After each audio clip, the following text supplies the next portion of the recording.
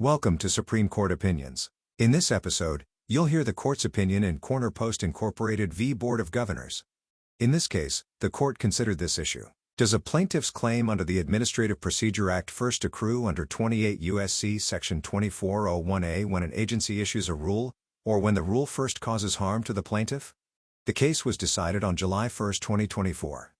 The Supreme Court held that an Administrative Procedures Act claim does not accrue for purposes of 28 U.S.C. Section 2401A until the plaintiff is injured by final agency action. Justice Amy Coney Barrett authored the 6-3 majority opinion of the court. The text of 28 U.S.C. Section 2401A states that a civil action against the United States must be filed within 6 years after the right of action first accrues.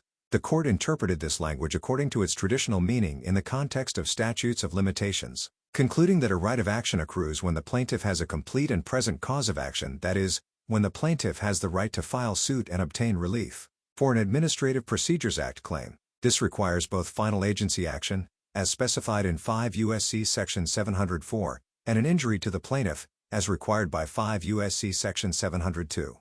The court rejected arguments that APA claims should be treated differently from other civil actions against the government, emphasizing that Section 2401A uses standard accrual language that had a well-settled meaning when it was enacted in 1948. The court also distinguished Section 2401A from other statutes that explicitly start the clock at the time of final agency action, noting that Congress chose different language for Section 2401A. By interpreting accrues consistently with its traditional meaning, the court concluded that an APA claim does not accrue until the plaintiff has both experienced an injury and the agency action causing that injury has become final. Justice Brett Kavanaugh joined the majority opinion in full and wrote a separate concurrence. Justice Ketanji Brown Jackson dissented and was joined by Justices Sonia Sotomayor and Elena Kagan. The opinion is presented here in its entirety, but with citations omitted. If you appreciate this episode, please subscribe. Thank you. Justice Barrett delivered the opinion of the court. The default statute of limitations for suits against the United States requires the complaint to be filed within 6 years after the right of action first accrues. We must decide when a claim brought under the Administrative Procedure Act accrues for purposes of this provision. The answer is straightforward. A claim accrues when the plaintiff has the right to assert it in court, and in the case of the APA, that is when the plaintiff is injured by final agency action. Corner Post is a truck stop and convenience store located in Watford City, North Dakota. It was incorporated in 2017, and in 2018, it opened for business. Like most merchants, Corner Post accepts debit cards as a form of payment. While convenient for customers, debit cards are costly for merchants. Every transaction requires them to pay an interchange fee to the bank that issued the card. The amount of the fee is set by the payment networks, like Visa and MasterCard, that process the transaction between the banks of merchants and cardholders. The cost quickly adds up. Since it opened, Corner Post has paid hundreds of thousands of dollars in interchange fees, which has meant higher prices for its customers. Interchange fees have long been a sore point for merchants. For many years, payment networks had free rein over the fee amount, and because they used the promise of per-transaction profit to compete for the bank's business, they had significant incentive to raise the fees. Merchants, who would lose customers if they declined debit cards, had little choice but to pay whatever the networks charged. Left unregulated, interchange fees ballooned. Congress eventually stepped in. The Durbin Amendment to the Dodd-Frank Wall Street Reform and Consumer Protection Act of 2010 tasks the Federal Reserve Board with setting standards for assessing whether the amount of any interchange transaction fee is reasonable and proportional to the cost incurred by the issuer with respect to the transaction. Discharging this duty, the board promulgated Regulation 2, which sets a maximum interchange fee of 21 cents per transaction plus 0.05% of the transaction's value. The board published the rule on July 20, 2011. 4 months later, a group of retail industry trade associations and individual retailers sued the board, arguing that Regulation 2 allows costs that the statute does not. The district court agreed, but the D.C. Circuit reversed, concluding that the board's rules generally rest on reasonable constructions of the statute. Corner Post, of course, did not exist when the board adopted Regulation 2 or even during the D.C. Circuit litigation, but after opening its doors, it too became frustrated by interchange fees, and in 2021, joined a suit brought against the board under the Administrative Procedure Act. The complaint alleges that Regulation 2 is unlawful because it allows payment networks to charge higher fees than the statute permits. The district court dismissed the suit as barred by the applicable statute of limitations, and the Eighth Circuit affirmed. Following other circuits, it distinguished between facial challenges to a rule, like Corner Post challenge to Regulation 2, and challenges to a rule as applied to a particular party. The Eighth Circuit held that when plaintiffs bring a facial challenge to a final agency action, the right of action accrues, and the limitations period begins to run upon publication of the regulation. On this view, the 6-year limitations period began in 2011, when the board published Regulation 2, and expired in 2017, before Corner Post swiped its first debit card. Corner Post's suit was therefore too late. The Eighth Circuit's decision deepened a circuit split over when the statute of limitations begins to run for APA suits challenging agency action. At least 6 circuits now hold that the limitations period for facial APA challenges begins on the date of final agency action. For example, when the rule was promulgated, regardless of when the plaintiff was injured. By contrast, the Sixth Circuit has stated a generally applicable rule that the limitations period begins when the plaintiff is injured by agency action, even if that injury did not occur until many years after the action became final. We granted certiorari to resolve the split. 3 statutory provisions control our analysis: the relevant APA provisions and the relevant statute of limitations. The APA provisions grant Corner Post a cause of action subject to certain conditions, and the statute sets the window within which Corner Post can assert its claim. Section 702 authorizes persons injured by agency action to obtain judicial review by suing the United States or one of its agencies, officers, or employees. It provides that a person suffering legal wrong because of agency action, or adversely affected or aggrieved by agency action within the meaning of a relevant statute, is entitled to judicial review thereof. We have explained that Section 702 requires a litigant to show, at the outset of the case, that they are injured in fact by agency action. Thus, a litigant cannot bring an APA claim unless and until they suffer an injury. While Section 702 equips injured parties with a cause of action, Section 704 limits the agency actions that are subject to judicial review. Unless another statute makes the agency's action reviewable, and none does for Regulation 2, judicial review is available only for final agency action. In most cases, then, a plaintiff can only challenge an action that marks the consummation of the agency's decision-making process, and is one by which rights or obligations have been determined, or from which legal consequences will flow. Note that Section 702's injury requirement and Section 704's finality requirement work hand in hand. Each is a necessary, but not by itself sufficient, ground for stating a claim under the APA. The applicable statute of limitations contains the language we must interpret. Every civil action commenced against the United States shall be barred unless the complaint is filed within 6 years after the right of action first accrues. This provision applies generally to suits against the United States unless the timing provision of a more specific statute displaces it. The Board contends that an APA claim accrues when agency action is final for purposes of Section 704. Injury, it says, is necessary for the suit but irrelevant to the statute of limitations. We disagree. A right of action accrues when the plaintiff has a complete and present cause of action, i.e., when they have the right to file suit and obtain relief. An APA plaintiff does not have a complete and present cause of action until they suffer an injury from final agency action. So the statute of limitations does not begin to run until they are injured. Congress enacted Section 2401A in 1948, 2 years after it enacted the APA. Section 2401A's predecessor was the statute of limitations provision for the Little-Tucker Act, which gave district courts jurisdiction over non-tort monetary claims not exceeding $10,000 against the United States. When Congress revised and recodified the Judicial Code in 1948, it converted the Little-Tucker Act statute of limitations into a general statute of limitations for all suits against the government, replacing under this paragraph with every civil action against the United States. But Congress continued to start the 6-year limitations period when the right accrues. In 1948, as now, accrue had a well-settled meaning. A right accrues when it comes into existence, i.e., when the plaintiff has a complete and present cause of action. This definition has appeared in dictionaries from the 19th century up until today. Legal dictionaries in the 1940s and 1950s uniformly explained that a cause of action accrues when a suit may be maintained thereon. Thus, a cause of action does not become complete and present for limitations purposes. It does not accrue until the plaintiff can file suit and obtain relief. Importantly, contemporaneous dictionaries also explain that a cause of action accrues on the date that damage is sustained and not the date when causes are set in motion which ultimately produce injury. If an act is not legally injurious until certain consequences occur, it is not the mere doing of the act that gives rise to a cause of action, but the subsequent occurrence of damage or loss as the consequence of the act, and in such case no cause of action accrues until the loss or damage occurs. Thus, when Congress used the phrase right of action first accrues in Section 2401A, it was well understood that a claim does not accrue as soon as the defendant acts, but only after the plaintiff suffers the injury required to press her claim in court.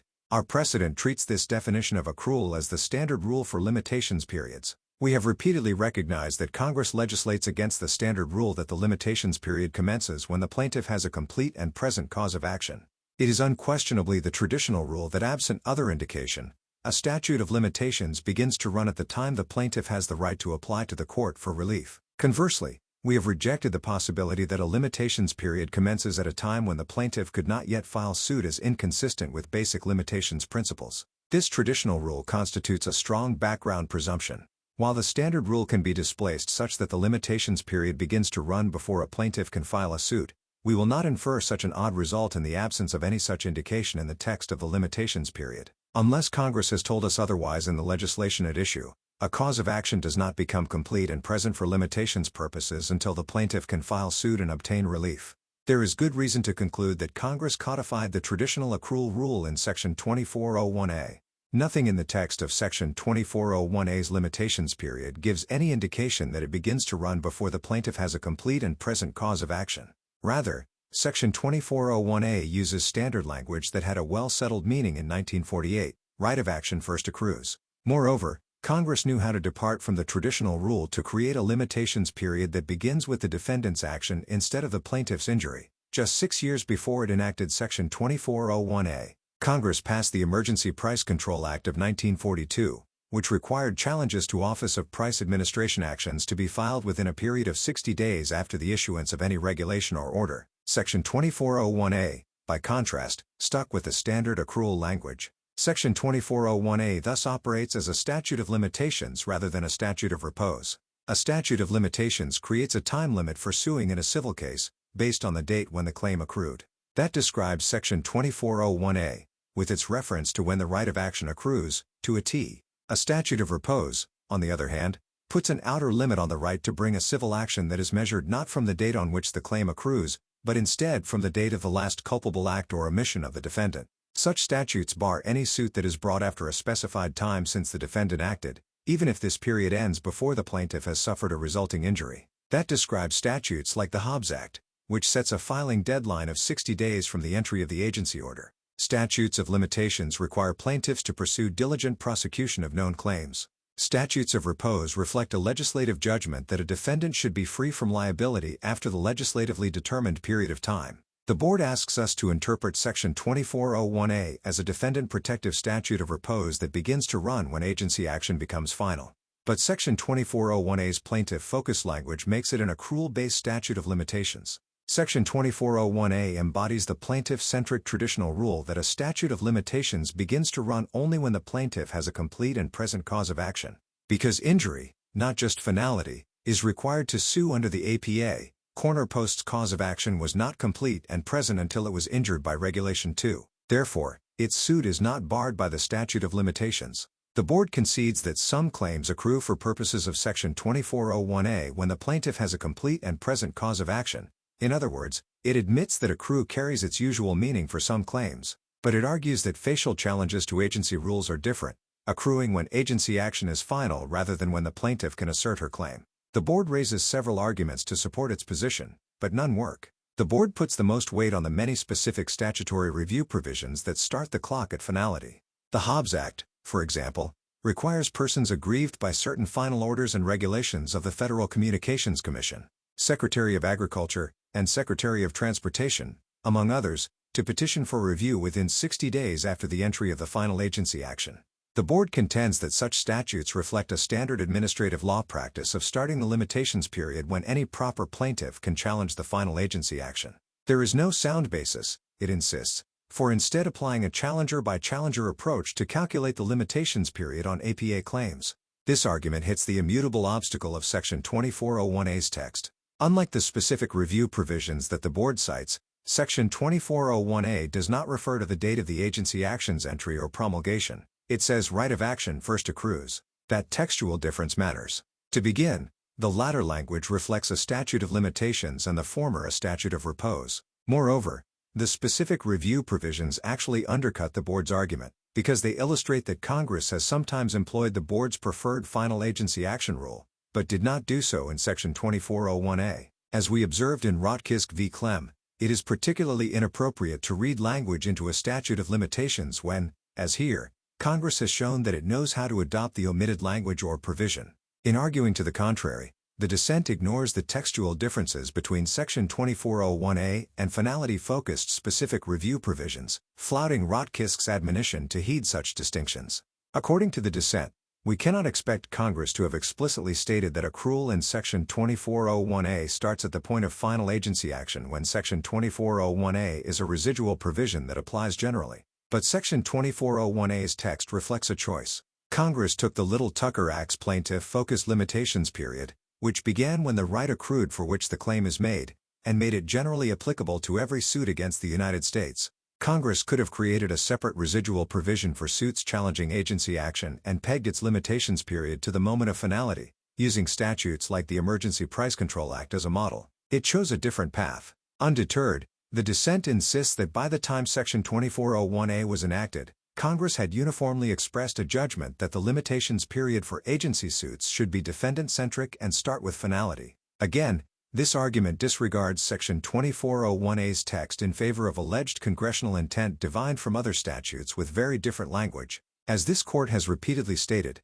the text of a law controls over purported legislative intentions unmoored from any statutory text. The court may not replace the actual text with speculation as to Congress' intent. In any event, the dissent misunderstands the history. While the Emergency Price Control Act of 1942 preceded the APA, 1946 and Section 2401A, 1948, most finality-focused limitations provisions, like the Hobbs Act, 1950, came later. To conjure its supposed backdrop, the dissent cites a hodgepodge of other pre-1948 statutes that started the clock at finality. But these statutes generally govern challenges to orders adjudicating a party's own rights, what we today might call as applied challenges. For example, 7 U.S.C. Section 194 provided a 30-day limitations period for a meatpacker to appeal an order finding that the packer has violated or is violating any provision of the statute regulating business practices in the meatpacking industry. Statutes like these do not contradict the plaintiff-centric standard accrual rule, because a party subject to such an order suffers legally cognizable injury at the same time that the order becomes final. Thus, even if the intention Congress expressed in textually distinct statutes could overcome Section 2401A's language, the dissent's history would not support its supposed background presumption that the limitations period for facial challenges to regulations begins when the rule becomes final even if the plaintiff does not yet have a complete and present cause of action. Instead, the best course, as always, is to stick with the ordinary meaning of the text that actually applies, Section 2401A. Given the settled, plaintiff-centric meaning of right of action first accrues in 1948, not to mention in the Little Tucker Act, the dissent cannot displace this standard rule with scattered citations to different, inapposite statutes. The standard accrual rule that Section 2401A's limitations period exemplifies is plaintiff-specific, even if repose provisions like the Hobbs Act eschew a challenger-by-challenger approach. The board's rule would start the limitations period applicable to the plaintiff not when she had a complete and present cause of action, but when the agency action was final, and, theoretically, some other plaintiff was injured and could have sued. But Section 2401A's text focuses on a specific plaintiff. The complaint is filed within 6 years after the right of action first accrues. The dissent disputes Section 2401A's plaintiff specificity by pointing out that it does not say the plaintiff's right of action first accrues. True, but it does use the definite article to link the complaint with the right of action. So the most natural interpretation is that its limitations period begins when the cause of action associated with the complaint, the plaintiff's cause of action, is complete. And while the dissent cites dictionary definitions of accrue that mention a right to sue, the statute's use of the definite article that takes precedence. The board in the dissent read Section 2401A as if it says the complaint is filed within 6 years after a right of action, i.e., anyone's right of action first accrues, which, of course, it does not. In fact, we have explained that the traditional accrual rule looks to when the plaintiff, this particular plaintiff, has a complete and present cause of action. No precedent suggests that the traditional rule contemplates the board's hypothetical when could someone else have sued sort of inquiry. Rather, the statute of limitations begins to run at the time the plaintiff has the right to apply to the court for relief. Importing the board's special administrative law rule into Section 2401A would create a defendant-focused rule for agency suits while retaining the traditional challenger-specific accrual rule for other suits against the United States. That would give the same statutory text, right of action first accrues, different meanings in different contexts, even though those words had a single, well-settled meaning when Congress enacted Section 2401A. The board's interpretation would thereby decouple the statute of limitations from any injury such that the limitations period begins to run before a plaintiff can file a suit for some, but not all, suits governed by Section 2401A. We will not infer such an odd result in the absence of any such indication in the text of the limitations period. Turning to Section 2401A's text, the board draws significance from this sentence. The action of any person under legal disability or beyond the seas at the time the claim accrues may be commenced within 3 years after the disability ceases. This language, the board stresses, necessarily reflects Congress's understanding that a claim can accrue for purposes of Section 2401A even when a person is unable to sue. True enough. It is a mystery, however, why the board finds this helpful. The tolling exception applies when the plaintiff had a complete and present cause of action after he was injured but his legal disability or absence from the country prevented him from bringing a timely suit. What matters for accrual is when the plaintiff had the right to apply to the court for relief, not whether some external impediment prevented her from doing so. The exception, therefore, sheds no light on when the clock started ticking for corner post, but it does show Congress's concern for plaintiffs who might lose a cause of action through no fault of their own. The board also leans on our precedent, namely, Reading Company v. Coons and Crown Coat Front Company v. United States, to support its unusual interpretation of accrual. Again, the board comes up empty. In Coons, we interpreted the statute of limitations under the Federal Employers' Liability Act, which barred actions brought more than 2 years after the cause of action accrued. We held that the plaintiff's wrongful death claim accrued when the employee died, even though the estate's administrator was not appointed until later and the administrator was the only person authorized by the statute to maintain the action. The board interprets Coons to hold that a claim accrued at a time when no plaintiff could sue.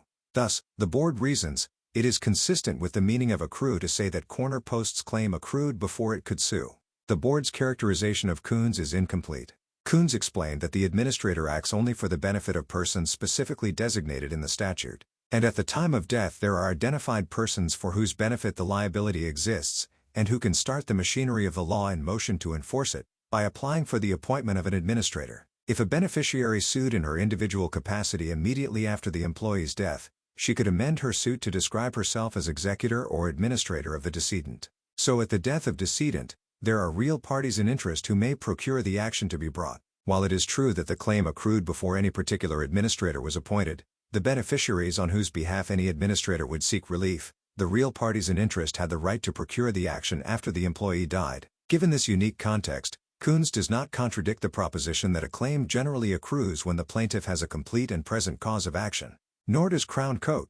That case concerned a contract dispute in which a government contractor sought an equitable adjustment to the payment it received. The contract required the contractor to present its claim to the contracting officer and Armed Services Board of Contract Appeals. Its claim was not subject to adjudication in the courts until it was denied by the board. The question presented was whether Section 2401A's statute of limitations began to run when the board issued its final determination or at an earlier date. We held that the right of action first accrued when the board denied the contractor's claim, because the contractor had the right to resort to the courts only upon the making of that administrative determination. We explained that Section 2401A's phrase right of action refers to the right to file a civil action in the courts against the United States. Given the contract's administrative exhaustion requirement, the contractor's claim was subject only to administrative, not judicial, determination in the first instance. The plaintiff was not legally entitled to ask the courts to adjudicate its claim as an original matter, so its claim or right to bring a civil action against the United States did not mature until the board made its final decision.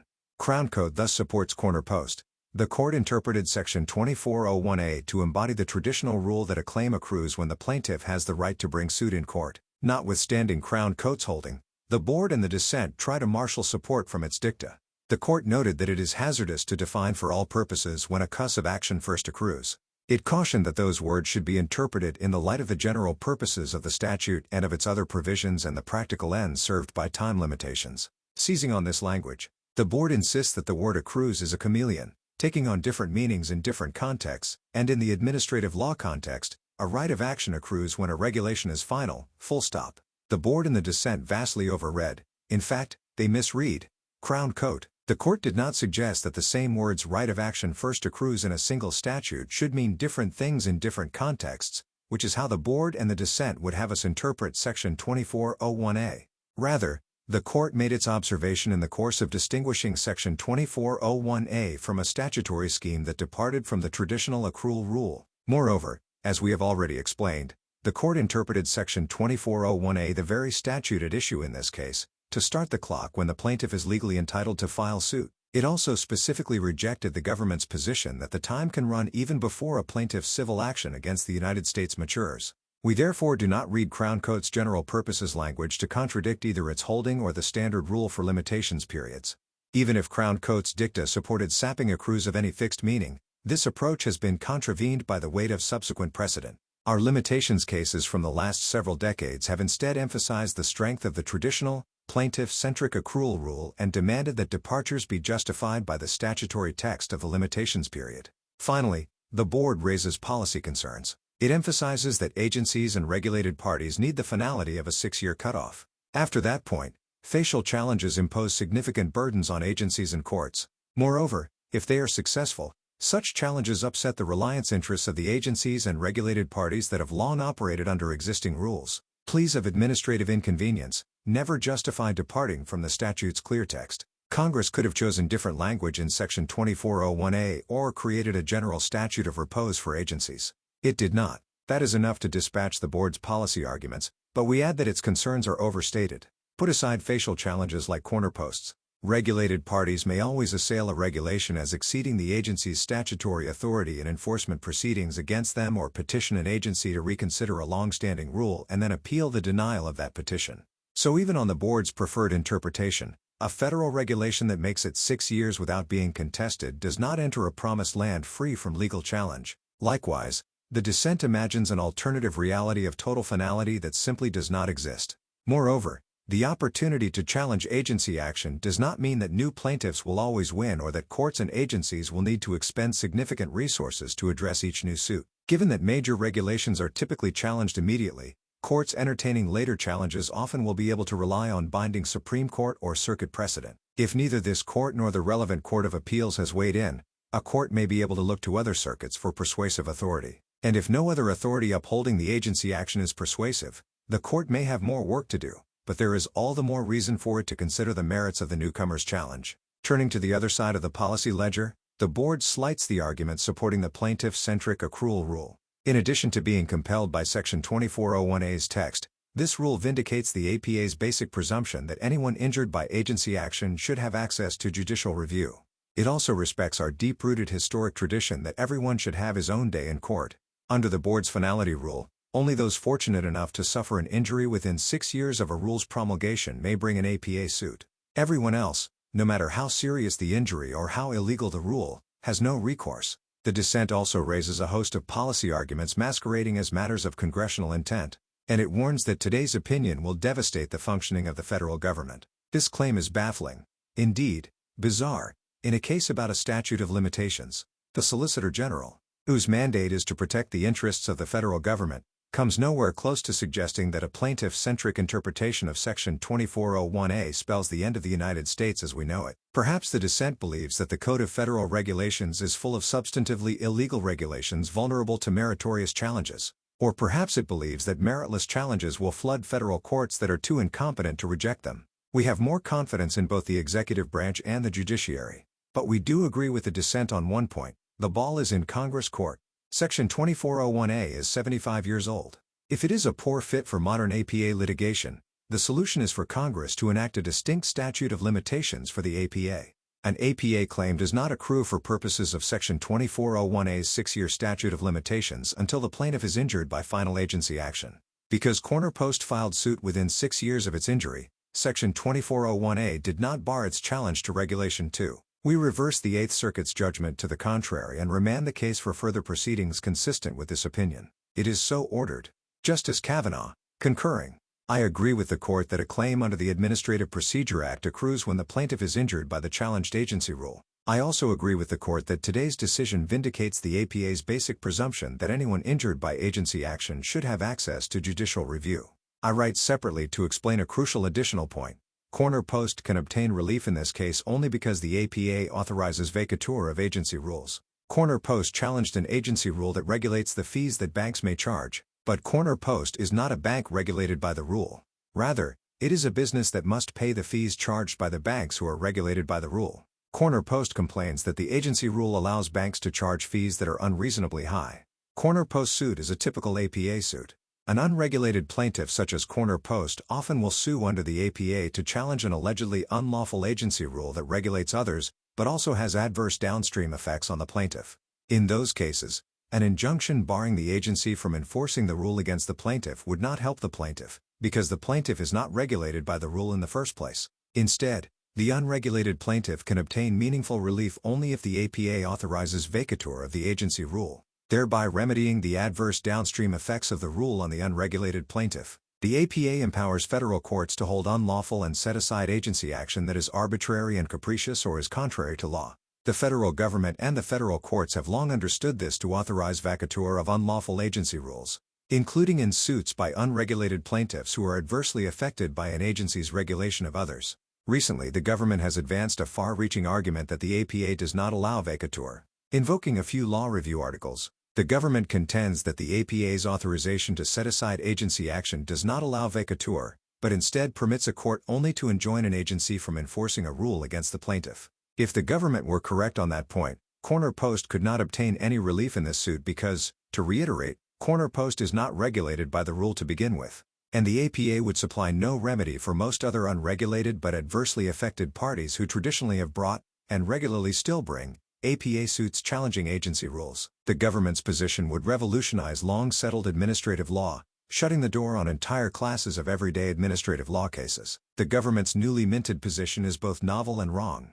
It disregards a lot of history and a lot of law. The APA authorizes vacatur of agency rules, therefore, Corner Post can obtain relief in this case. Corner Post owns a truck stop and convenience store in rural North Dakota.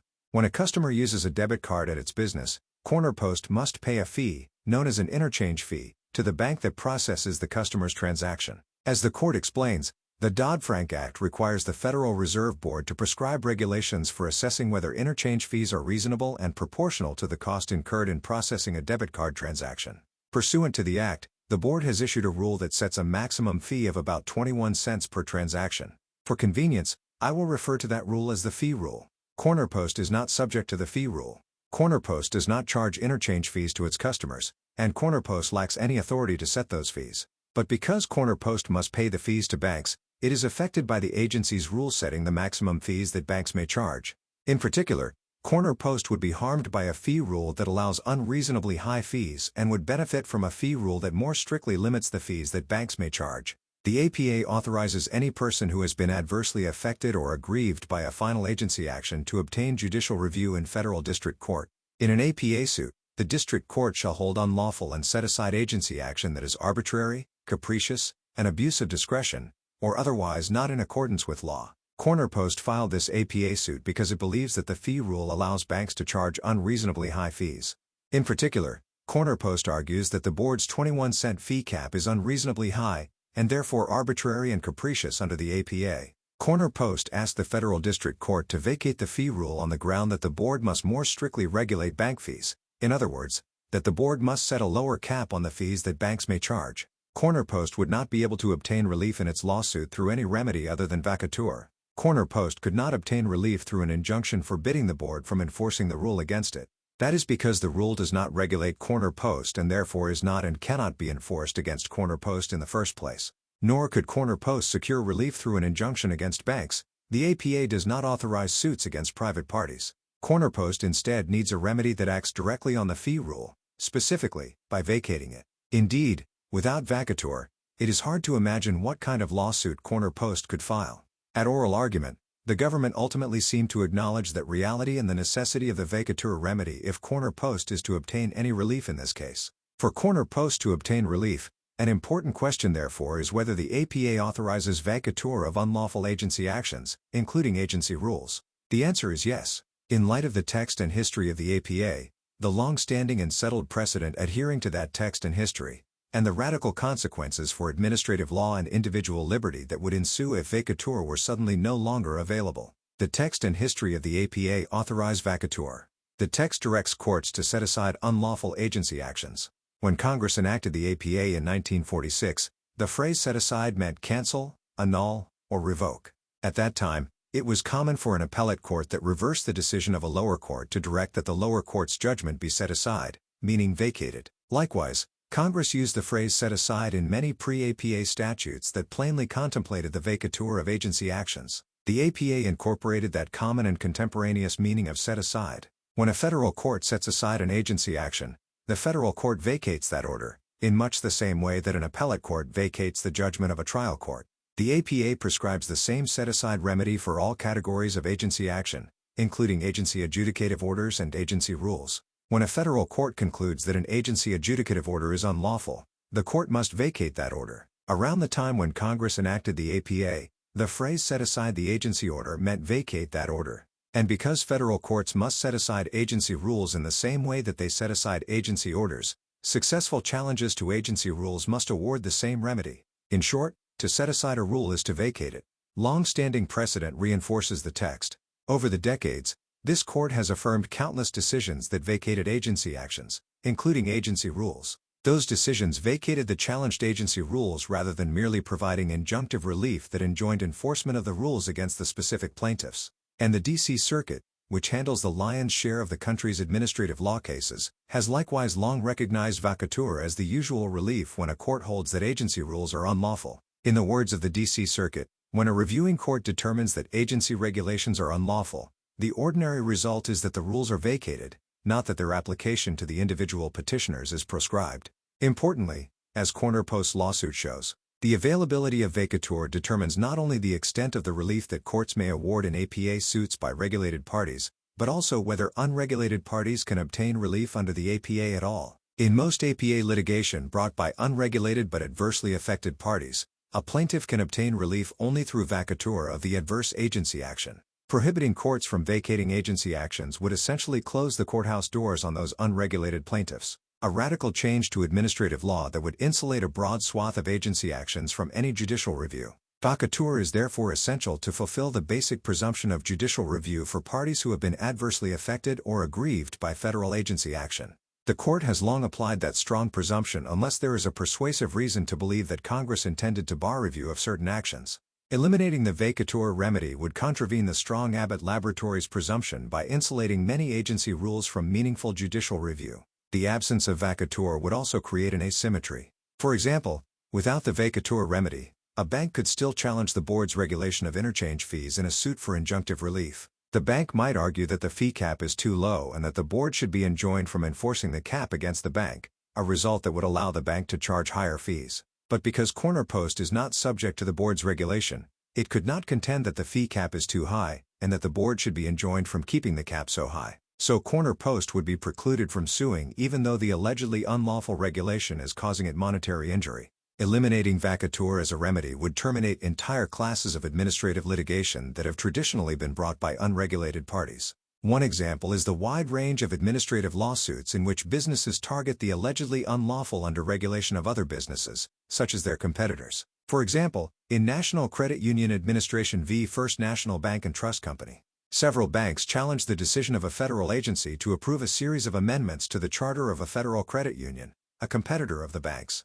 The amendments were controversial because they expanded the markets in which the credit union could operate, thereby increasing competition against the banks. The court held that the banks could sue under the APA to challenge the agency's approval of those charter amendments, and also that the agency's approval of the amendments was unlawful. Of course, the district court could remedy the bank's harm only by vacating the approval of the amendments. In short, for the plaintiff in First National Bank to have a remedy, the APA must have authorized vacatur. Those competitor suits are ubiquitous in administrative law. Some plaintiffs have challenged the favorable classification of a competitor's drugs or medical products, a research guideline that increased competition for federal grants, and a competitor's exemption from a generally applicable rule. The court has consistently held that the plaintiffs incurring those injuries are adversely affected or aggrieved by agency action within the meaning of the APA. But such competitor suits would be largely if not entirely eradicated if the APA and similar statutory review provisions did not authorize vacatur. Suits where one business challenges the underregulation of another go well beyond competitor suits. One example is the court's landmark decision in Motor Vehicle Manufacturers Association of United States Incorporated v. State Farm Mutual Automobile Insurance Company. That case arose when several insurance companies challenged a federal agency's rescission of safety standards for new motor vehicles. The court held that the agency's decision to rescind those safety standards was subject to the same degree of judicial review as the decision to issue the standards in the first place. The court also concluded that the rescission of the safety standards was arbitrary and capricious. At no point in that landmark opinion on the judicial review of agency actions did the court state, or need to state, the obvious. Because the agency did not regulate the insurers themselves, the insurers could obtain relief from the downstream effects of the agency's rescission of the safety standards only if the insurers could obtain vacatur of that rescission. The court did not dwell on that remedial point because the availability of vacatur was presumably obvious to all involved. Only now, some 40 years later, does the government imply that the premise of State Farm was mistaken. The government's new position would also largely eliminate the common form of environmental litigation where private citizens sue a federal agency based on the externalities that an agency action is likely to produce. Litigation often arises when a federal agency approves a development project with potential effects on the environment or on other property owners. Examples include the construction of a new pipeline or the mining of federal land. In those cases, the plaintiff generally cannot bring an APA suit against the developer, who is usually a private party. Instead, the plaintiff typically sues the federal agency that approved the development and asks a federal court to vacate that approval. Some of those suits proceed under the APA. Others proceed under federal statutory review provisions that similarly authorize courts to set aside agency action. Regardless, all of those suits depend on the availability of vacatur. Many APA suits similarly challenge federal emissions limits or efficiency standards for cars, trucks, and other sources of pollution. When a plaintiff alleges that an emissions limit does too little to stop third parties from polluting the environment, the plaintiff cannot bring an APA suit against the third party. Rather, the plaintiff must sue the agency that enacted the emissions limit. If the vacatur remedy were unavailable, the agency that enacted the emissions limit would never face litigation from unregulated parties seeking stricter limits. The agency could face litigation only from regulated parties seeking looser limits. Workers and their unions also regularly challenge agency rules that rescind or loosen federal workplace safety standards. Those suits often arise under statutory review provisions that, like the APA, authorize courts to set aside agency actions. And the suits all depend on the availability of vacatur as a remedy. In particular, the workers may prevail in those suits only through vacatur of the agency rules. So if set aside did not mean vacate, workplace safety rules could be challenged from only one direction, by employers who want less regulation, not by workers who want more regulation. The examples of standard agency litigation that depend on the availability of vacatur are seemingly endless. Vacatur was essential when American workers challenged a Department of Labor rule that unlawfully allowed employers to access inexpensive foreign labor, with the effect of lowering American workers' wages. Vacatur was essential when a county challenged the Department of the Interior's allowance for Indian gaming on nearby land. Vacatur is often essential when a state challenges an agency action that does not regulate the state directly but has adverse downstream effects on the state. I will stop there. But to be clear, I could go on all day, and then some, listing cases where vacatur was necessary for an unregulated but adversely affected plaintiff in an APA suit to obtain relief. Against all of that text, history, precedent, and common sense, the government has recently rejected the straightforward and long-accepted conclusion that the phrase set aside in the APA authorizes vacatur. Instead, the government contends that plaintiffs harmed by agency rules must seek injunctions against enforcement of those rules. One effect of the government's new position would be to insulate many agency rules from meaningful judicial review in suits by unregulated but adversely affected parties. To support its new position, the government has offered an array of arguments. First, the government says that vacatur of a federal rule is akin to a nationwide injunction, in other words, an injunction that prohibits the government from enforcing a law against anyone, not just the parties in a specific case. The government has contended that equitable relief is ordinarily limited to the parties in a specific case. Therefore, nationwide injunctions would be permissible only if Congress authorized them. But in the APA, Congress did in fact depart from that baseline and authorize vacatur. As noted above, the text of the APA expressly authorizes federal courts to set aside agency action. The text of Section 7062 directs federal courts to vacate agency actions in the same way that appellate courts vacate the judgments of trial courts. The text of the APA therefore authorizes vacatur of agency rules. By contrast, Congress has rarely authorized courts to act directly on federal statutes or to prohibit their enforcement against non-parties. As a result, background equitable principles may control in those non-APA cases. Second, the government argues that the remedies available in APA suits are not governed by Section 7062, which directs courts to set aside agency action, but instead are governed by Section 703. That argument is weak. Section 703 determines the form of proceeding for suits under the APA, and identifies the federal actors against whom an action for judicial review may be brought. But no court has ever held that Section 703 implicitly delimits the kinds of remedies available in an APA suit. For good reason. As explained above, the ordinary meaning of set aside in Section 706(2) has long been understood to refer to the remedy of vacatur. The conclusion that Section 706 governs remedies is also supported by Section 706(1), which authorizes courts to compel agency action unlawfully withheld or unreasonably delayed unmistakably a remedy. By contrast, the text of Section 703 speaks to venue and forms of proceedings, not to remedies, and regardless, its listing of the available forms of proceedings is not exhaustive. To support its novel reliance on Section 703, the government suggests that the phrase set aside in Section 706(2) may refer to a rule of decision directing the reviewing court to disregard unlawful agency actions in resolving the case before it, rather than the remedy of vacatur. But the leading cases and legal dictionaries at the time of the APA's enactment did not use set aside in that manner. They instead referred to setting aside, that is, vacating, judgments, a meaning entirely consistent with the APA's authorization to vacate agency actions. The government's position instead relies on some colloquial uses of the phrase set aside in federal constitutional challenges to state statutes. That is a thin basis for suddenly prohibiting entire categories of long-common administrative litigation. Third, the government seizes on legislative history to argue that Congress did not expect the APA to create new remedies against unlawful agency actions. But vacatur was not a new remedy. On the contrary, several pre-APA statutes authorized courts to set aside specific kinds of agency actions, such as orders by the Interstate Commerce Commission. This court correctly understood those statutes to authorize vacatur. For example, in litigation regarding the regulation of railroads, this court held that an unlawful ICC order was void. Similar examples abound. By similarly authorizing courts to set aside agency actions, the APA likewise authorized vacatur. Moreover, although vacatur was not as common in the years surrounding the APA's enactment, there is a simple explanation for that.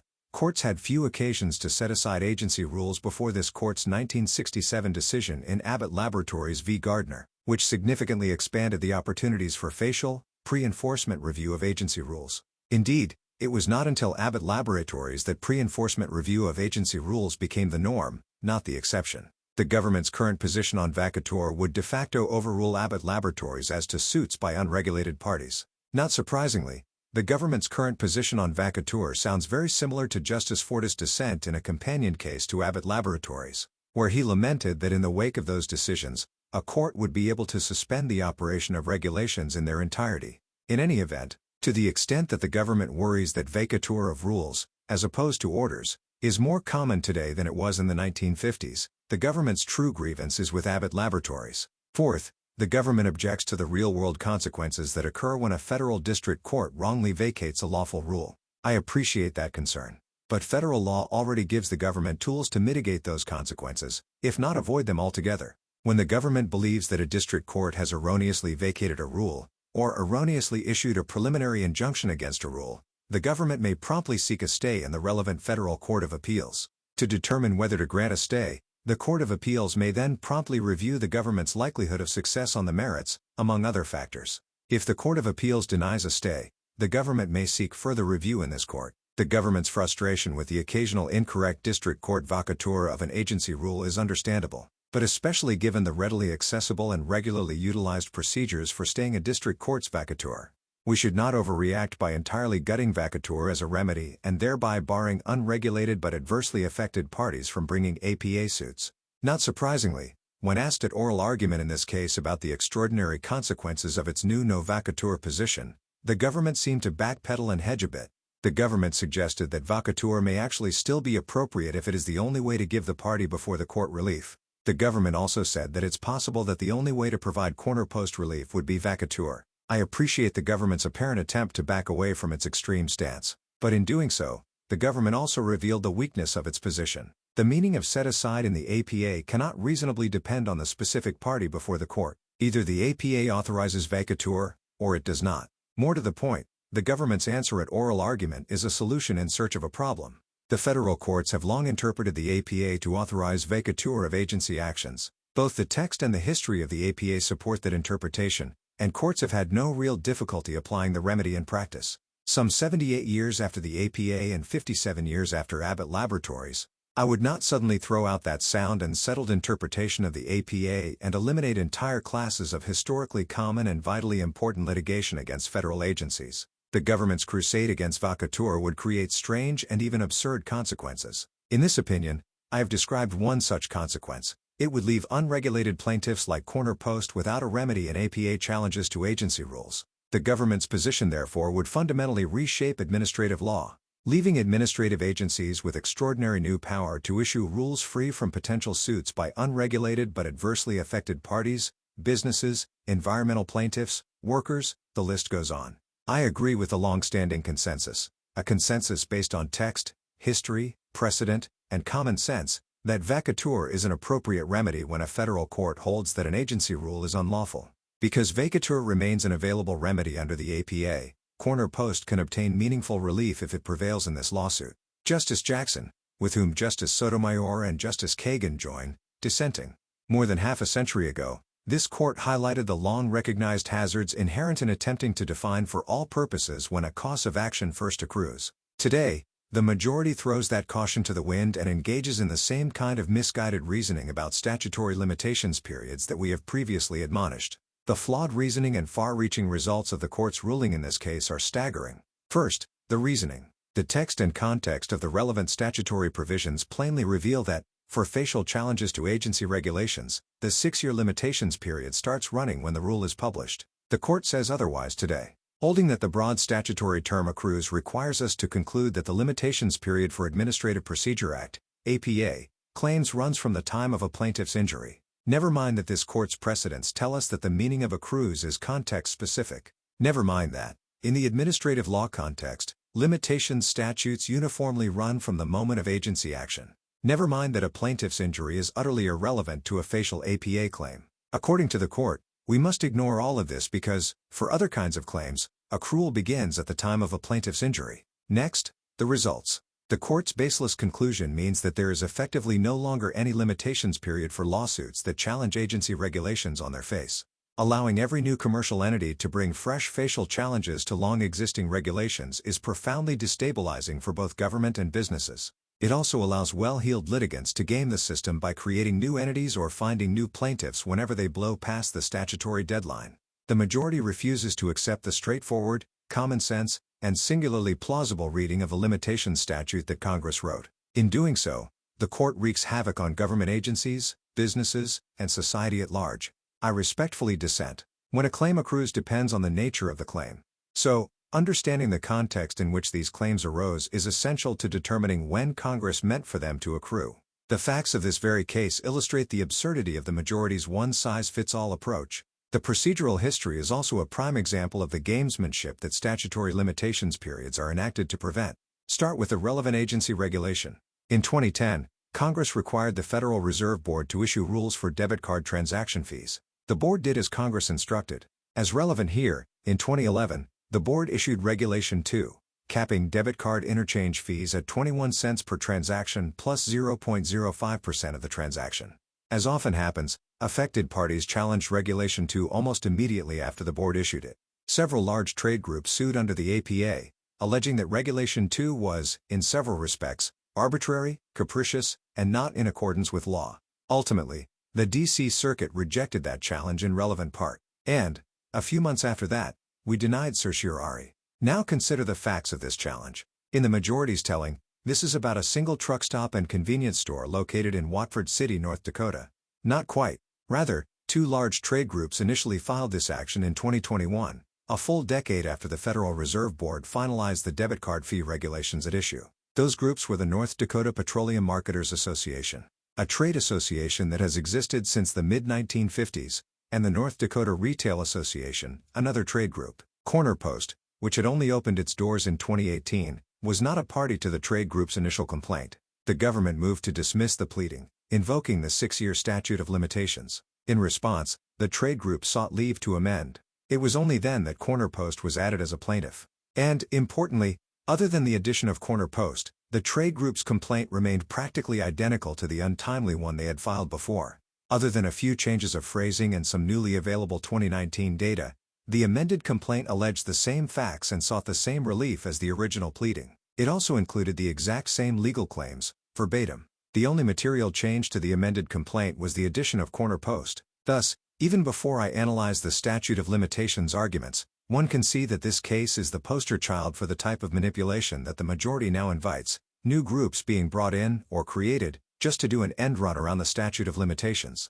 To repeat, the claims in corner post's lawsuit were not new or in any way distinct, even in wording, from the pre-existing and untimely claims of the trade organizations that had been around for decades. This time, however, when the government renewed its motion to dismiss, the plaintiffs made the case all about corner post. The plaintiffs argued that, because corner post had not yet formed as a company when the board issued Regulation 2, it simply could not be subjected to a 6-year limitations period that ran from when the challenged regulation issued back in 2011. One wonders how a company that formed against the backdrop of a long-settled rule could possibly be entitled to complain, or claim injury, related to the regulatory environment in which it willingly entered, but I digress. Rather than accepting that the untimely challenge remained so, corner post demanded a personalized, plaintiff-specific limitations rule, giving an entity 6 years from when it was first affected by a government action to file a facial challenge. The district court rejected corner post's argument, following the lead of every court of appeals that had ever addressed accrual of an APA facial challenge.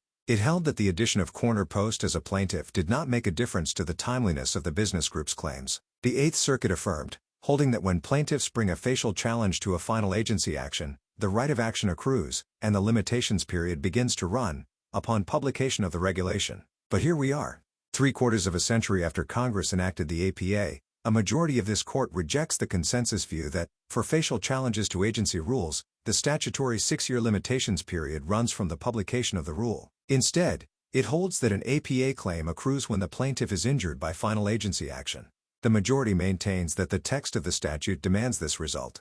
But if that answer is so obvious, one wonders why no court proclaimed it until more than 75 years after all the statutory pieces were in place. To explain how the majority got this ruling wrong, I find it necessary to provide the right answer. Here, the relevant statutory text is the catch-all limitations provision for suits brought against the United States. All agree that there are 2 key terms in that provision: accrues and the right of action. The majority misreads both. Contrary to the court's rigid reading, the word accrues lacks any fixed meaning. Instead, the meaning of accrue for the purpose of a statute of limitations is determined by the particular right of action at issue. For many kinds of legal claims, accrual is plaintiff-specific because the claims themselves are plaintiff-specific, but facial administrative law claims are not. This means that, in the administrative law context, the limitations period begins not when a plaintiff is injured, but when a rule is finalized. When sovereign immunity has been waived, the federal government is often sued, and Congress has enacted statutes of limitations to ensure that those lawsuits are brought in a timely fashion. Because such suits arise in different contexts, Congress has enacted different statutes of limitations for different types of suits. Most statutes of limitations are context-specific. For example, a tort claim against the United States typically must be brought within 2 years after such claim accrues. By contrast, a party challenging certain administrative orders must seek review within 60 days after the order's entry. Many more examples of context-specific limitations periods in the U.S. Code abound. The statute at issue here, 28 U.S.C. Section 2401A, supplements those specific provisions. In doing so, Section 2401A serves a special purpose: to act as a catch-all that imposes an outer time limit on claims brought against the United States when no other statute of limitations applies. Under Section 2401A, every civil action commenced against the United States shall be barred unless the complaint is filed within 6 years after the right of action first accrues.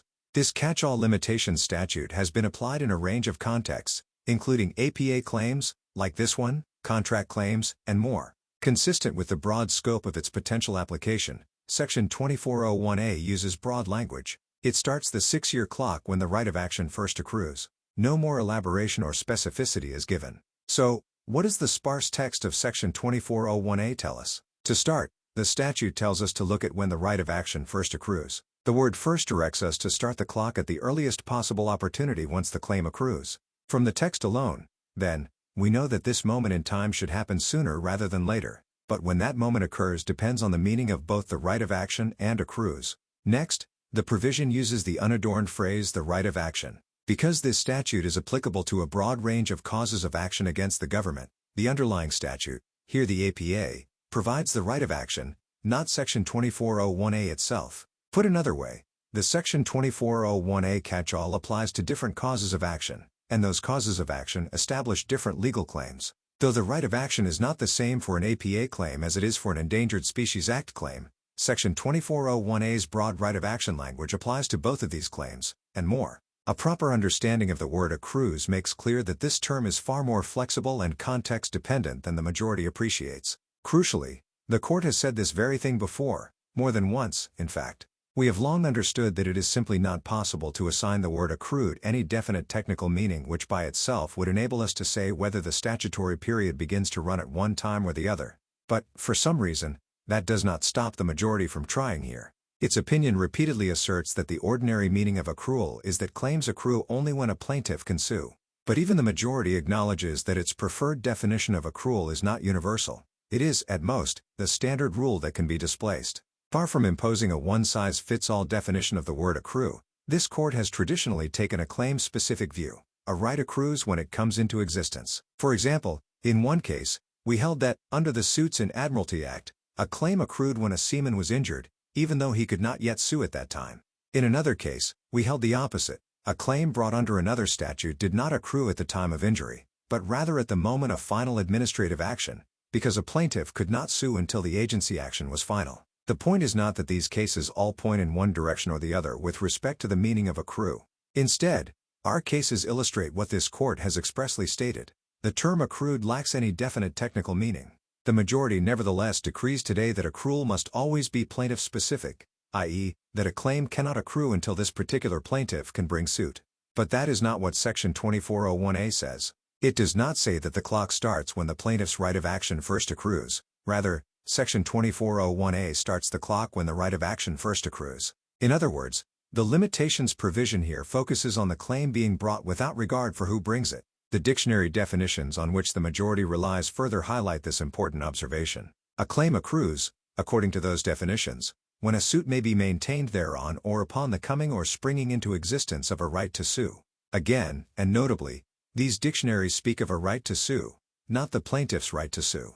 Like Section 2401A itself, these definitions do not support the majority's assertion that accrual is necessarily plaintiff-specific. Of course, many of our cases do say that a claim accrues when the plaintiff has a complete and present cause of action.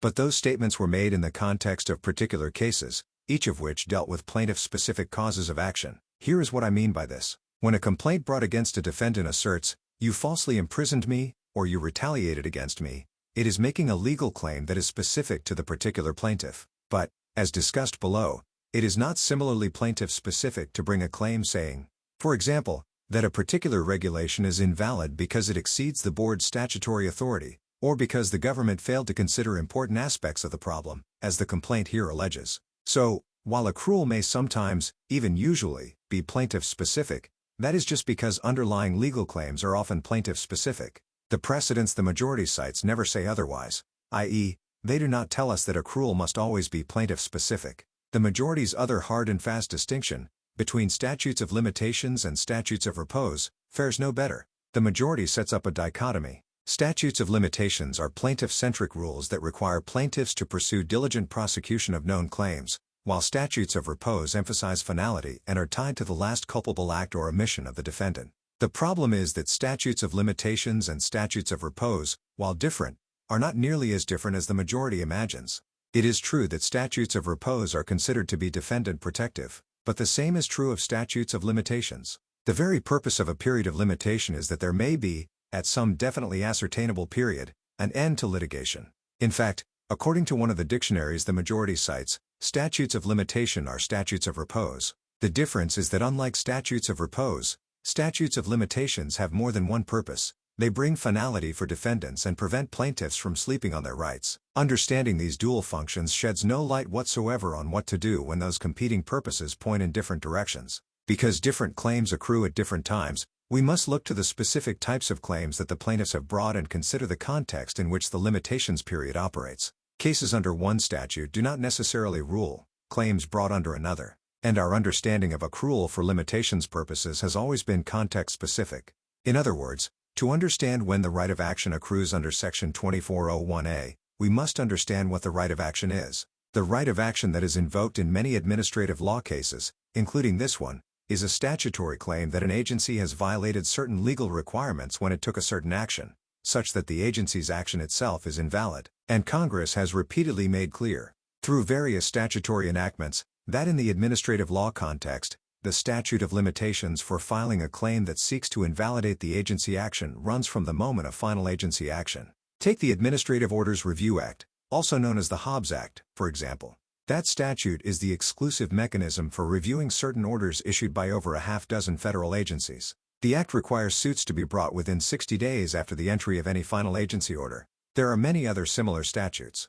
In its brief, the government provided us with more than 24 statutory provisions where the limitations period starts running at the moment of final agency action, whether that action is the publication of a rule, or the issuance of an order, or something else. And, as the government itself acknowledges, even that list is not comprehensive. Despite the dozens of statutes that start the limitations period at the moment of final agency action, neither Corner Post nor the majority identifies a single statute in the administrative law context, either now or before 1948, that takes any other approach. This tells us exactly the message that Congress might have expected courts to infer when interpreting Section 2401A. For administrative law actions, a claim accrues at the moment of final agency action. The court says we must ignore these other statutes because they postdate Congress's 1948 enactment of Section 2401A. The majority's reasoning is doubly wrong. First, it is wrong on the facts. Even before 1948, Congress consistently started limitations periods in the administrative law context at the moment of the last agency action. Then, as now, Congress decided that the deadline for reviewing agency actions should be pegged to the action under review. Second, the majority misses the broader point. Whenever Congress imposes a deadline to challenge an agency decision, the limitations period always starts at the moment of the last agency action. We should pay attention to the uniformly expressed judgment of Congress, and read Section 2401A accordingly. Somehow, the majority draws the opposite conclusion. In its view, either Congress's consistently expressed intention is irrelevant to what Section 2401A means, or Congress's failure to explicitly express that intention in the text of Section 2401A indicates that Congress decided otherwise in this particular statute. But mechanically drawing these sorts of negative inferences when interpreting statutes can be risky. Context counts, and it is sometimes difficult to read much into the absence of a word that is present elsewhere in a statute. The majority's approach overlooks relevant context in all sorts of ways, including the fact that Section 2401A is a catch-all provision that applies to a variety of actions. That is, the language we are interpreting here does not apply only in the administrative law context. It applies to every suit against the United States not covered by another statute of limitations. 1. Cannot expect for Congress to have explicitly stated that accrual in Section 2401A starts at the point of final agency action when Section 2401A is a residual provision that also applies to claims that do not involve agency action at all. Frankly, it was also entirely unnecessary for Congress to be explicit regarding its intentions. Again, in the administrative law context, the consistent rule is not the plaintiff-specific accrual rule that exists in other contexts. For example, torts, but the rule that applies every time Congress has ever mentioned a limitations period with respect to a suit against an agency. The claim accrues at the moment of final agency action. So it is no wonder that Congress did not expressly mention this in the text of Section 2401A. It did not have to, for those who have a basic understanding of its statutes. What is more, the standard accrual rule for the administrative law context makes perfect sense. The APA itself focuses on the agency's action, not on the plaintiff. Section 704 subjects certain agency actions to judicial review. Section 706 lays out the scope of judicial review. As relevant here, courts shall hold unlawful and set aside agency action that is arbitrary, capricious, an abuse of discretion, or otherwise not in accordance with law. Other subsections of Section 706 likewise focus exclusively on what the agency did. Did the agency act in excess of statutory jurisdiction? Did the agency act without observance of procedure required by law? Section 702 is not to the contrary. The majority suggests otherwise, characterizing Section 702 as equipping injured parties with a cause of action. This is a misleading characterization. Section 702 restricts who may challenge agency action. Only those persons suffering legal wrong because of agency action, or adversely affected or aggrieved by agency action. It is simply a limitation on who can sue. As such, it says nothing about the cause of action that such a person might bring, nor does it establish that an injury is an element of the claim, as the majority mistakenly suggests. And that is for good reason, since, in administrative actions, the claim itself remains focused on the agency. The focus of the court action is the validity of the administrative decision. The way that courts review agency actions also reinforces this basic observation. Courts do not look at what happened to the plaintiff or what happened after the rulemaking. They look only at the rule and the rulemaking process itself. The focal point for judicial review should be the administrative record already in existence, not some new record made initially in the reviewing court. Anything that happened after the rule's publication, including perhaps some injury to a regulated party, does not matter to an APA claim. So, the available claims, causes of action, and evidence are the same regardless of who brings the challenge or when they bring it. Again, the complaint in this case proves the point. Before Corner Post was added as a plaintiff, the complaint alleged that 1. Regulation 2 is contrary to law and exceeds the board's statutory authority, and 2. Regulation 2 is arbitrary and capricious. After Corner Post was added as a plaintiff, the complaint made exactly those same two legal claims. Before Corner Post was added, the contrary to law claim said that the board considered impermissible costs and capped interchange fees in a way that was not proportional to the specific costs of each transaction. After Corner Post was added, the contrary to law claim said the exact same thing. Before the addition of Corner Post, the arbitrary and capricious claim said that the board failed to consider certain congressional instructions, relied on factors that Congress did not intend for it to consider, and ran counter to evidence before the board. Those claims, too, were unchanged after the addition of Corner Post. From the pleadings filed in this case, 3 observations stand out. First, these APA claims, like all APA claims, are about what the agency itself did, so the logical point to start the clock is the moment the agency acted. Second, the claims that Corner Post brings are not specific to it, they are identical to the untimely claims the complainant trade groups brought before.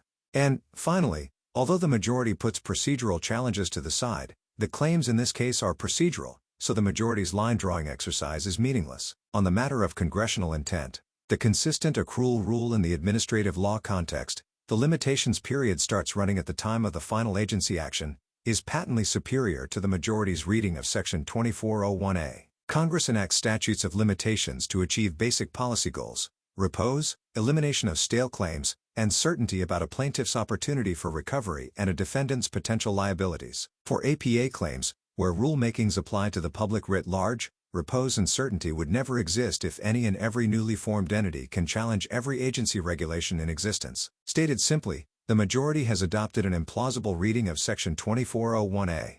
Because, as I explained below, a plaintiff-specific accrual rule operating in this context undermines each of the central goals of all limitations provisions. First, repose. This principle means that, at some point, litigation must end. Under the majority's reading of the statute, it never will. Instead of putting a stop to things after 6 years, Section 2401A now does nothing to prevent agency rules from being forever subjected to legal challenge by newly formed entities, or, as this case illustrates, by old entities that can find or create new entities to graft onto their complaint. Second, elimination of stale claims. The majority forces courts and agencies to parse cold administrative records. Long after the action in question, courts may be ill-equipped to review decades-old administrative explanations. Last, certainty. As I explain in Part 4, Infra, the majority's approach creates uncertainty for the government and every entity that relies on the government to function. Agency rulemaking serves important notice and predictability purposes. When an administrative agency changes its own rules, it follows specific, established processes, so parties have some predictability about how the rules of the road might change. But when every rule on the books can perpetually be challenged by any new plaintiff, and is thus subject to limitless ad hoc amendment, no policy determination can ever be put to rest, and certainty about the rules that govern will forever remain elusive. Today's ruling is not only baseless, it is also extraordinarily consequential. In one fell swoop, the court has effectively eliminated any limitations period for APA lawsuits, despite Congress's unmistakable policy determination to cut off such suits within 6 years of the final agency action. The court has decided that the clock starts for limitations purposes whenever a new regulated entity is created. This means that, from this day forward, administrative agencies can be sued in perpetuity over every final decision they make. The majority's ruling makes legal challenges to decades-old agency decisions fair game, even though courts of appeals had previously applied Section 2401A to find untimely a range of belated APA challenges.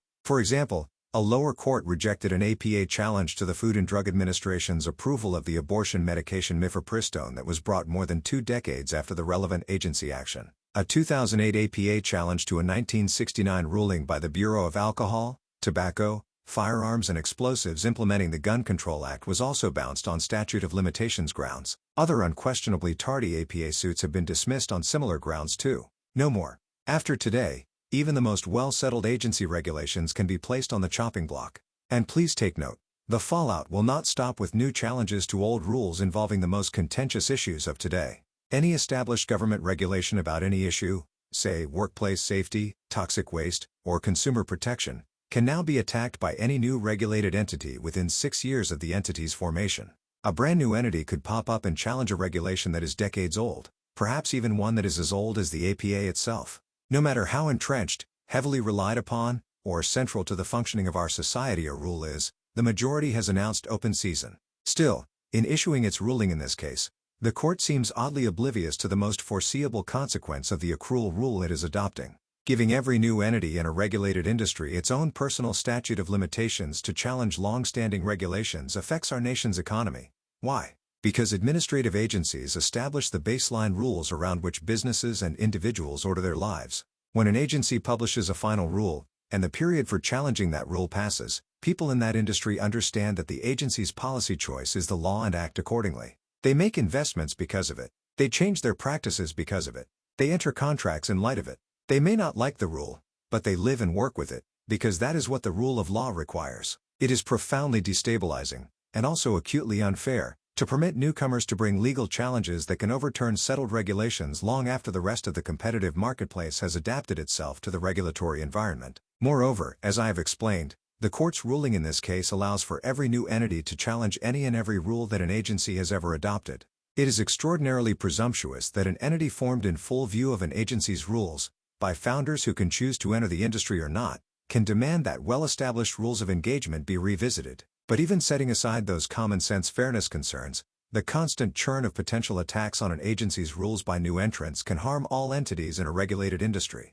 At any time, anyone can come along and potentially cause every entity to have to adjust its whole operations manual, since any rule, no matter how well settled, might be subject to alteration. Indeed, the obvious need for stability in the rules that govern an industry is precisely why a defined period for challenging the rules was needed at all. Knowledgeable amici have explained that the majority's approach to accrual of the statute of limitations for APA claims undermines the stability, predictability, and consistency that enable small businesses to survive and thrive. And there is no question that long-term uncertainty hinders the ability of businesses to plan effectively. The majority's accrual rule unnecessarily creates frequent, inconsistent, judicially driven policy changes that do not involve the sort of careful balancing envisioned in the normal process of regulatory change. And, again, one might think that preventing such chaos is precisely why Congress enacted a statute of limitations in the first place, seeking to minimize the fully foreseeable and potentially devastating impact of its ruling. The majority maintains that there is nothing to see here, because not every lawsuit brought by a new industry upstart will win, and, at any rate, many agency regulations are already subject to challenge. But this myopic rationalization overlooks other significant changes that this court has wrought this term with respect to the long-standing rules governing review of agency actions. The discerning reader will know that the court has handed down other decisions this term that likewise invite and enable a wave of regulatory challenges. Decisions that carry with them the possibility that well-established agency rules will be upended in ways that were previously unimaginable. Doctrines that were once settled are now unsettled, and claims that lacked merit a year ago are suddenly up for grabs. In a recent case, for example, the court has reneged on a black-letter rule of administrative law that had been foundational for the last 4 decades. Under that prior interpretive doctrine, courts deferred to agency interpretations of ambiguous statutes that Congress authorized the agency to administer. Now, every legal claim conceived of in those last 4 decades, and before, can possibly be brought before courts newly unleashed from the constraints of any such deference. Put differently, a fixed statute of limitations, running from the agency's action, was one barrier to the chaotic upending of settled agency rules. The requirement that deference be given to an agency's reasonable interpretations concerning its statutory authority to issue rules was another. The court has now eliminated both. Any new objection to any old rule must be entertained and determined de novo by judges who can now apply their own unfettered judgment as to whether the rule should be voided. At the end of a momentous term, this much is clear. The tsunami of lawsuits against agencies that the court's holdings in this case and another have authorized has the potential to devastate the functioning of the federal government. Even more to the present point, that result simply cannot be what Congress intended when it enacted legislation that stood up and funded federal agencies and vested them with authority to set the ground rules for the individuals and entities that participate in our economy and our society. It is utterly inconceivable that the statute of limitations was meant to permit fresh attacks on settled regulations from all newcomers forever. Yet, that is what the majority holds today. But Congress still has a chance to address this absurdity and forestall the coming chaos. It can opt to correct this court's mistake by clarifying that the statutes it enacts are designed to facilitate the functioning of agencies, not to hobble them. In particular, Congress can amend the statute, or enact a specific review provision for APA claims, to state explicitly what any such rule must mean if it is to operate as a limitations period in this context. Regulated entities have 6 years from the date of the agency action to bring a lawsuit seeking to have it changed or invalidated. After that, facial challenges must end. By doing this, Congress can make clear that lawsuits bringing facial claims against agencies are not personal attack vehicles for new entities created just for that purpose. So, while the court has made a mess of this pivotal statute, and the consequences are profound, the ball is in Congress court. Thanks for listening. This podcast is not affiliated with the United States Supreme Court or its staff in any way. The summary of this opinion given in the introduction was taken from the summary provided at oyez.org. Any mistakes in the opinion you just heard should be attributed to this podcast. If you would like to support my efforts to make Supreme Court opinions available to the public, please subscribe. Thank you.